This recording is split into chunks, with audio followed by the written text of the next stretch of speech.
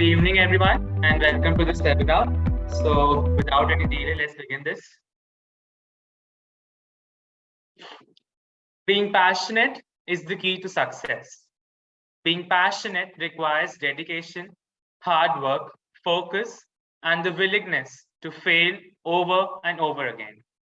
If you want to be passionate, then you have to know that what you want and be willing to work hard to go after it, even if it means making more than a few sacrifices along the way. You have to be determined to learn and continue gaining knowledge. Counseling and guidance are rather broad terms. It refers to the process of helping a person by providing correct information, direction, and moral support, and exploring solutions for the problem being faced. And today, the UPNI Academy organization brings to you the most awaited webinar on the most crucial examination for all engineering students, JEE Mains. Practice and preparation leads the road to success, and it requires a certain strategy. And this webinar will help all the JEE Mains applicants as a prep booster and also a clear study plan to crack the JEE Main 2022. To make sure we are helping you as best as we can on the topic, we have a chat box to source your questions. Feel free to drop your questions on the topic. We will answer your questions by the end of this presentation. So without further ado, let's welcome the speaker for the day, Sir Amit Kumar. Sir, over to you. Okay, thank you, Aryan.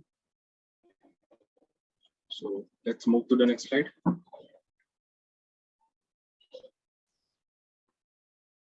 So without time waste किए हुए हम लोग सबसे important जो topics हैं उसके ऊपर आते हैं कि जो जितने स्टूडेंट्स हैं लास्ट एग्जामिनेशन की, चाहे आप जेन्स का एग्जामिनेशन ले लो या WBJE के एस्पिरेंट्स हैं, उन सारे एस्पिरेंट्स के लिए सबसे लास्ट टाइम में अब कौन कौन से चैप्टर करने चाहिए, तो यहाँ पे high weightage and low weightage करके डिफरेंस दिया गया। अब इसका मतलब ये नहीं कि लो वेटेज चैप्टर्स अगर हमने कर लिया तो उसका कोई फायदा नहीं है, हमें बहुत ज्यादा फायदा मिलने वाला है।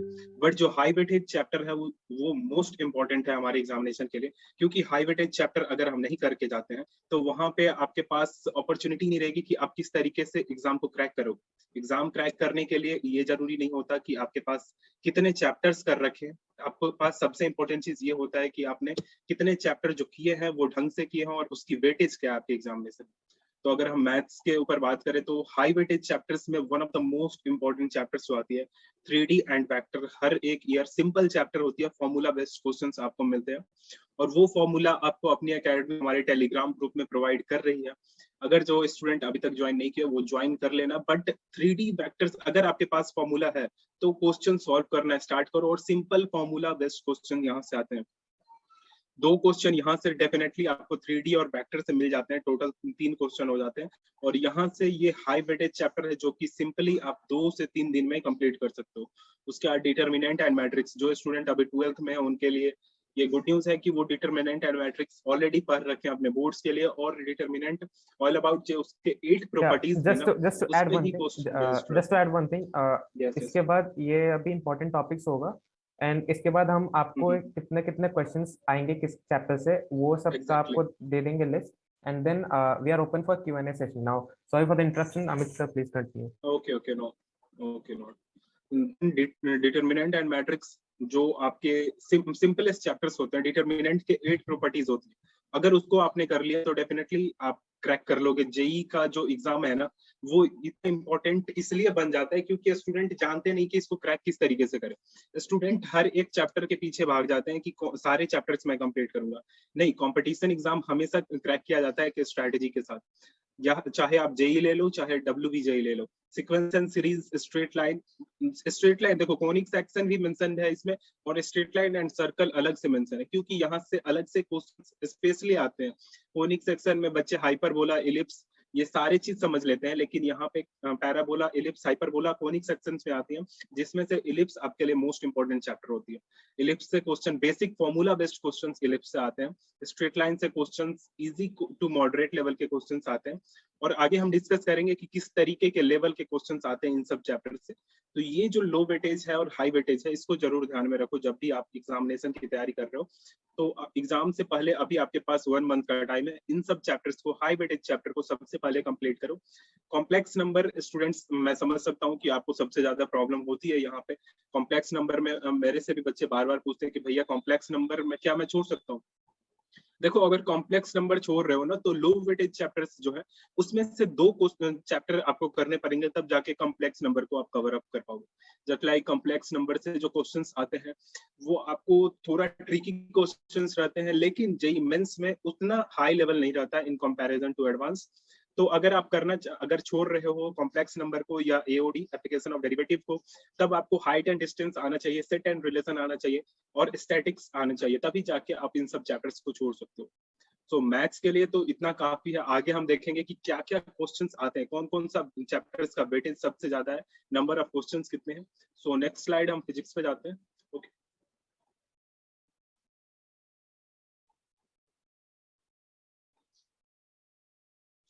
ओके, सो फिजिक्स में भी अगर हम high weightage and low weightage में देखें तो हीट एंड थर्मोडी 11th की सबसे इंपॉर्टेंट चैप्टर्स में से जो आखिरी में हमें पढ़ाई जाती है। बच्चे अधिकतर इसे छोड़ देते हैं या ये समझते हैं कि ये 11th की टॉपिक है, उसे छोड़ के जाते हैं। थर्मो आपके हर जगह पे काम आएगी जब आप इंजीनियरिंग करने जा रहे हो, इंजीनियरिंग में भी आपको ये चीज काम में आने वाली है। सो डेफिनेटली इन सब चीजों को करके जाना है। रे ऑप्टिक्स दिक्कत देती है स्टूडेंट्स को, तो अगर आप रे ऑप्टिक्स छोड़ के जा रहे हो तो आपके पास लॉ ऑफ मोशन जो एनएलएम होती है वो आपके पास होनी चाहिए तैयार। सेंटर ऑफ मास अल्टरनेटिव भी बता रहा हूँ कि अगर रे ऑप्टिक्स छोड़ के जा रहे हो, क्योंकि रे ऑप्टिक्स से क्वेश्चन आने वाले हैं, डेफिनेटली आएंगे क्वेश्चंस, और अगर आप छोड़ के जा रहे हो तो आपको ये चैप्टर्स करके जाने होंगे। Electromagnetic wave, semiconductors, one of the most important जो सबसे इजी चैप्टर्स होते हैं सेमीकंडक्टर्स। ट्रुथ टेबल पे क्वेश्चंस आते ही आते हैं, और ये डेफिनेटली है कि इस जेईई मेंस के हर एक अटेम्प्ट में आपको एक क्वेश्चंस देखने को मिलेगा। एरर एनालिसिस जो है, यहाँ पे आपके पास एक क्वेश्चन देखने को मिलता है और बहुत ही सिंपल क्वेश्चन है। वो चैप्टर ये इतना सिंपल है कि आप 1 to 2 आवर के अंदर कंप्लीट कर लेते हो। तो ये सारी चीज आप कंप्लीट करने में आपको एरर एनालिसिस, ग्रेविटेशन और इलेक्ट्रोस्टैट अगर आप साथ में पढ़ लेते हो तो आपके पास 3 क्वेश्चन तैयार हो जाते हैं जो आप इजी टू डू होते हैं, फॉर्मूला बेस्ड क्वेश्चन होते हैं, थोड़े से कॉन्सेप्ट लगते हैं और क्वेश्चन सॉल्व हो जाते हैं। स्पेशली जेईई मेंस के क्वेश्चन, डब्ल्यूबीजेई के क्वेश्चंस। जेईई एडवांस के लिए हम आगे बात करेंगे कि जेईई एडवांस अगर प्रिपेयर कर रहे हो तो उस केस में क्या करना चाहिए। वेव ऑप्टिक्स, अगेन बच्चों को रे ऑप्टिक्स की तरह यहाँ पे भी प्रॉब्लम होती है। तो अगर आप ये छोड़ रहे हो तो वर्क, एनर्जी एंड पावर करके जाओ, जरूर जाओ। फ्लूइड मैकेनिक्स नहीं कर सकते, हीट ट्रांसफर कर लो। और कम्युनिकेशन सिस्टम अगर करना है तो तभी करना, क्योंकि यहाँ से क्वेश्चन बहुत ही रेयर केस में देखा जाता है जेईई में, क्योंकि ये पूरा का पूरा थ्योरेटिकल चैप्टर है। अगर क्वेश्चन जस्ट लाइक आपकी शिफ्ट, लास्ट ईयर की शिफ्ट में, फैब शिफ्ट में इससे क्वेश्चन आए थे, तो अगर छोड़ रहे हो वेव ऑप्टिक्स को तो 3 चैप्टर तैयार कर लेना। लो वेटेज चैप्टर, जो भी आपके लो वेटेज चैप्टर्स हैं उसको तैयार कर लेना, किसी को अगर हाई वेटेज चैप्टर टॉपिक को एलिमिनेट कर रहे हो आप तो। उसके बाद फोटो इलेक्ट्रिक इफेक्ट, देखो मॉडर्न फिजिक्स नीचे में हमने मेंशन किया, बट स्पेशली यहाँ से क्वेश्चंस आते हैं। फोटो मॉडर्न फिजिक्स में बहुत सारे चैप्टर्स आ जाते हैं, बट फोटो इलेक्ट्रिक इफेक्ट एक मोस्ट इंपॉर्टेंट चैप्टर्स हो जाती है मॉडर्न फिजिक्स की। ईएमआई एंड एसी, ये और एसी से क्वेश्चंस हर बार देखने को मिलता है, और हर अटेम्प्ट में इसकी क्वेश्चन जो लेवल ऑफ क्वेश्चंस होती है वो इंक्रीज होती रहती है। तो एसी के लिए कॉन्सेप्ट आपको अच्छा होना चाहिए। अगर आपने कोचिंग इंस्टीट्यूट्स की लगा रखी है प्रॉब्लम सीट तो वेल एंड गुड, नहीं तो अपनी एकेडमी की टेलीग्राम ग्रुप ज्वाइन कर लो, वहां पे सारी चीज स्टार्ट हो जाएगी आपको मिलना। और हमारी वेबसाइट भी जल्दी आ रही है, तो वहां पे आपको सारी चीज अवेलेबल रहेगी, आपके नोट्स रहेंगे, आपके पीवाईक्यू रहेंगे, तो वो इजी टू वहां से आप कर सकते हो। Okay, electrostat again most important, and current electricity. कोई भी स्टूडेंट चाहे वो डब्ल्यूबीजेई का प्रिपेयर कर रहा हो या जेईई मेंस का प्रिपेयर कर रहा हो, इलेक्ट्रोस्टैट को छोड़ के नहीं जा सकते हो आप, क्योंकि यहाँ से 4 क्वेश्चन, मिनिमम 3 क्वेश्चंस आ जाते हैं। और इलेक्ट्रोस्टैट एक ऐसा चैप्टर है जो आपको 12th के स्टार्टिंग में ही पढ़ाए जाते हैं। इलेक्ट्रोस्टैट, करंट इलेक्ट्रिसिटी, ये सारे chapter, magnetic effect of current और मैग्नेटिज्म, ये सारे चैप्टर्स आपके लिए बहुत सिंपल रहते हैं और इजी टू डू रहते हैं। अगर नेक्स्ट लेवल पे जाते हैं तो मॉडर्न फिजिक्स अगर करना है तो कर सकते हो, नहीं तो आप अगर फोटो इलेक्ट्रिक इफेक्ट करके जा रहे हो तो अगर उसको अच्छे से कर रहे हो तो बोहर मॉडल एक बार पढ़ लेना, वो काफी इंपॉर्टेंट होता है। बोहर मॉडल जेई वाले बच्चों के लिए स्पेशली वो ज्यादा इंपॉर्टेंट होता है। डब्ल्यूबीजेई में भी क्वेश्चंस देखने को मिलती है, बट जेई वाले बच्चे जरूर उसको देख के जाएंगे। सो नेक्स्ट स्लाइड पे जाते हैं, केमिस्ट्री को एक बार देखते हैं। ओके,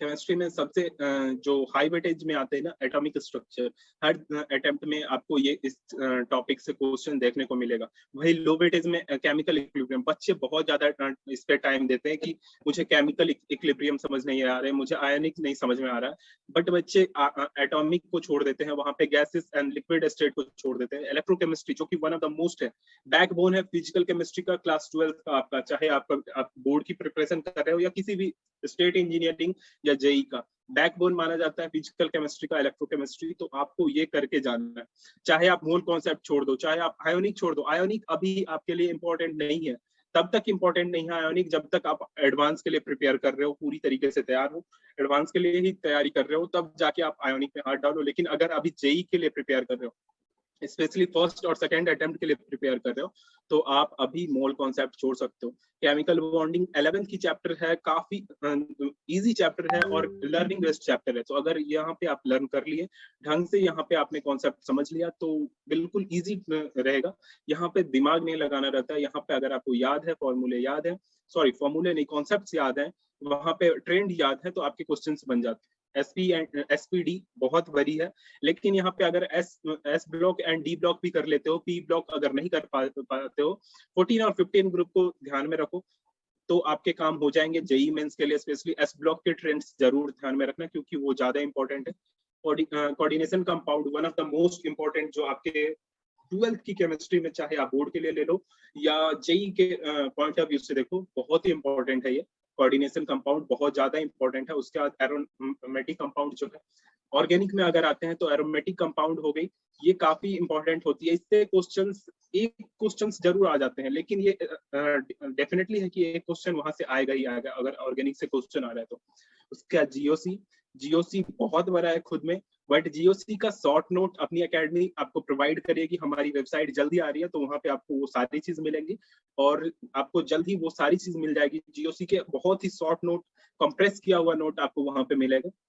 उसके बाद aldehyde, ketone, carboxylic acid, biomolecule and polymer, यहाँ पे ये मोस्ट इंपॉर्टेंट होते हैं। एनसीईआरटी से हर एक लाइन से क्वेश्चन आता है लास्ट ईयर, और हर ईयर इससे क्वेश्चंस आते हैं। बायोमोलिक्यूल और पॉलीमर के जो मेन कॉन्सेप्ट है, मेन टॉपिक है, इसको जरूर करके जाओ, क्योंकि यहाँ से 2 क्वेश्चन जरूर आपको मिल जाते हैं। और 8 नंबर केमिस्ट्री के 2 चैप्टर एनसीईआरटी पर के अगर आपको मिल रहा है, तो बहुत बड़ी चीज है आपके लिए ये केमिस्ट्री में, तो आप जरूर इसको करके जाओ। और केमिस्ट्री इन एवरीडे लाइफ अगर कर सकते हो, तो एनसीईआरटी से केवल पढ़ो और उसको करके जाना। सो केमिस्ट्री के लिए इतना इंपॉर्टेंट है। बाकी हमारे वेबसाइट पे आपको सारी चीज मिलेगी, किस तरीके से करना है, किस तरीके से क्वेश्चन को टैकल करना है, वो सारी चीज बताई जाएगी। So next slide.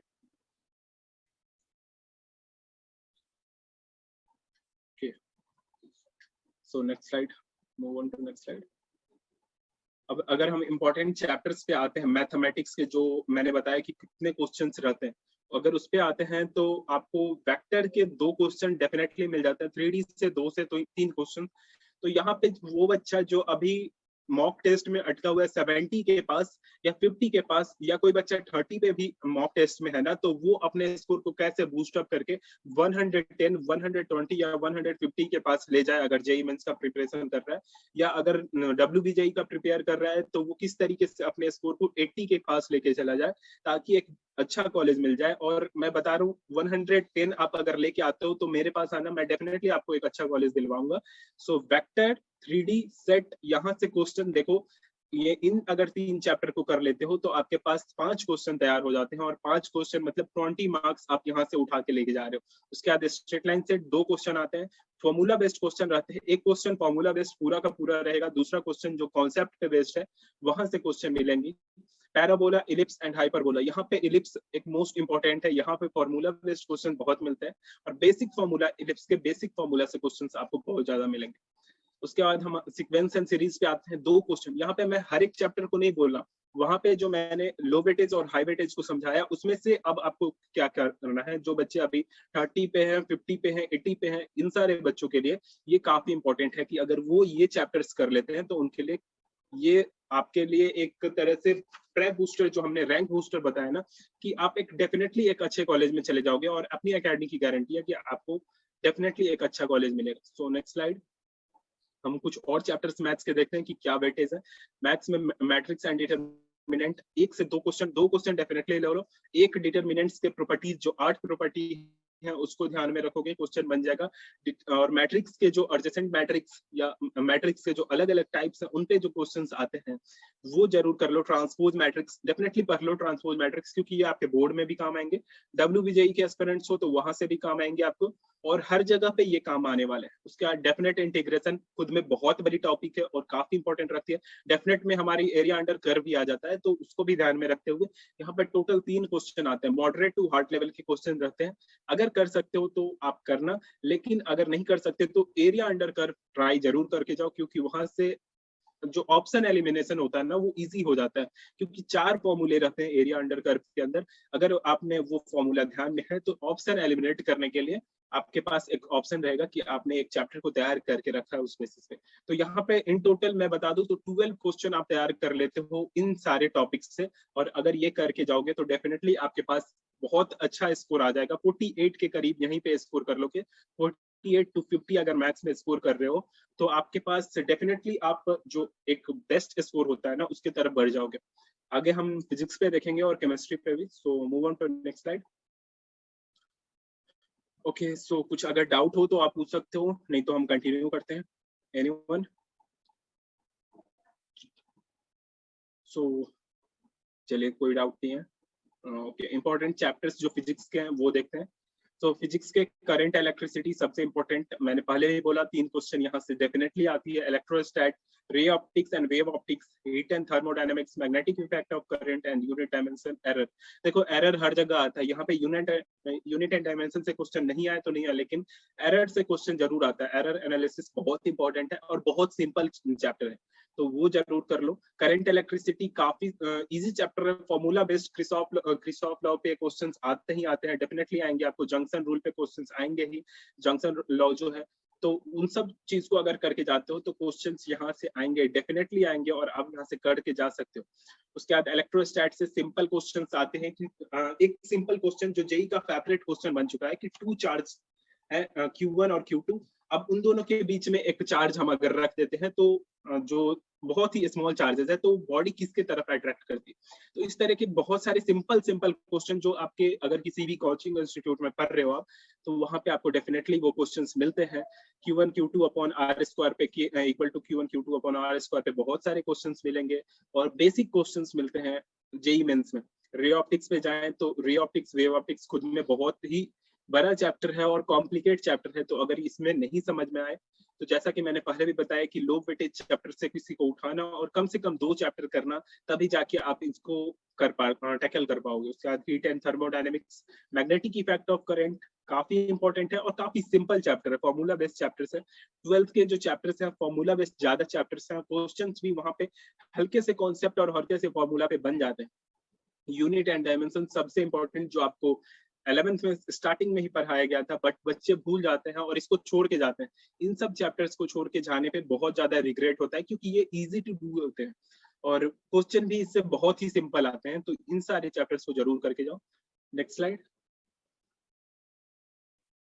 नेक्स्ट अगर हम केमिस्ट्री पे आते हैं तो केमिस्ट्री पे जेई मेंस के पॉइंट ऑफ व्यू से देखें तो केमिस्ट्री को एनालाइज करना काफी ज्यादा खतरनाक काम है, क्योंकि केमिस्ट्री में कोई भी चीज पैटर्न पे बेस्ड नहीं रहती। केमिस्ट्री हर साल अलग अलग पैटर्न पे आती है, चाहे आप जेई एडवांस ले लो, जेई मेंस ले लो, प्रिडिक्ट नहीं कर सकते पेपर को। फिर भी हमारे एक्सपर्ट्स जितने भी पैनल मेंबर थे, जितने भी हमारी टीम थी, उन्होंने इसको तैयार किया कि केमिकल बॉन्डिंग एक बहुत ही इंपॉर्टेंट चैप्टर माना जाता है केमिस्ट्री में। केमिकल बॉन्डिंग से क्वेश्चन डेफिनेटली आपको इजी आते हैं और लर्निंग बेसिस पे क्वेश्चंस आते हैं, जो कि 11th के चैप्टर्स हैं। Chemical kinetics formula based question आते हैं, रेट ऑफ रिएक्शन निकालने के लिए क्वेश्चन आते हैं। बच्चों को फॉर्मूला ध्यान में नहीं रहता और वहां पे फिर फंस जाते हैं। रेट ऑफ रिएक्शन निकालना सबसे सिंपल चीज, आपको वहां पे क्वेश्चंस आएंगे। एस ब्लॉक, पी ब्लॉक सबसे इंपॉर्टेंट। एस ब्लॉक के दोनों पूरा ट्रेंड याद कर लो, एनसीईआरटी से याद कर लो। अगर नहीं हो रहा है तो अपनी एकेडमी की वेबसाइट आ रही है और वहां पे आप जाके सारी चीज आपको मिल जाएगी। पी ब्लॉक के बारे में आप देख सकते हो, वहां पे पी ब्लॉक के बारे में पूरी चीज डिटेल में मिल जाएंगे। इलेक्ट्रोकेमिस्ट्री एक और इम्पोर्टेंट चैप्टर, 3 क्वेश्चन यहाँ से आते हैं। ऑर्गेनिक केमिस्ट्री में मैंने सारी चीज को ले लिया, चाहे एल्डिहाइड कीटो हो गई, कार्बोक्सिलिक एसिड हो गई, या जीओसी 11th की हो गई, वो सारी चीज आ गई। नेम रिएक्शन की लिस्ट आपको प्रोवाइड कर दी जाएगी और हमारे वेबसाइट पे भी आपको मिल जाएंगे केमिस्ट्री, ऑर्गेनिक केमिस्ट्री के लिए। और जैसा कि मैंने पहले भी बताया, बायोमोलिक्यूल और पॉलीमर बहुत ही इंपॉर्टेंट है, और एनसीईआरटी के अंडरलाइन आपको मिल जाएंगे, जो कि हमारे टेलीग्राम ग्रुप में भी मिल जाएगी और हमारी वेबसाइट पे भी आपको मिल जाएगी। तो पॉलीमर और बायोमोलिक्यूल और केमिस्ट्री इन एवरीडे लाइफ, इनसे 2 क्वेश्चन डेफिनेटली मिल जाते हैं। और बायोमोलिक्यूल जरूर हर एक बच्चा एनसीईआरटी से एक बार पढ़ के जाएगा, ताकि उसकी जो एग्जामिनेशन की प्रिपरेशन है, वो जो सिंपल थ्योरी बेस्ड क्वेश्चन है वो नहीं छूटे। So move on to next slide. I think that's all. Okay, so ये हमारे कॉन्टैक्ट डिटेल्स हैं। आप हमारे इंस्टा से मोबाइल नंबर और हमारे ईमेल आईडी के थ्रू कॉन्टैक्ट कभी भी कर सकते हो। किसी तरह के डाउट आते हैं regarding preparation, regarding anything, regarding counselling, तो हर एक चीज के लिए आपको अपनी एकेडमी हर जगह पे आपको हेल्प करेगी।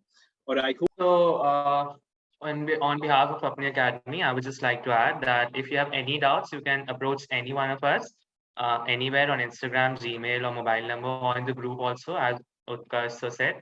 And this platform is providing a great content, and I would request you all to please share this platform with your friends and your classmates in your school, and get in touch with us. Thank you.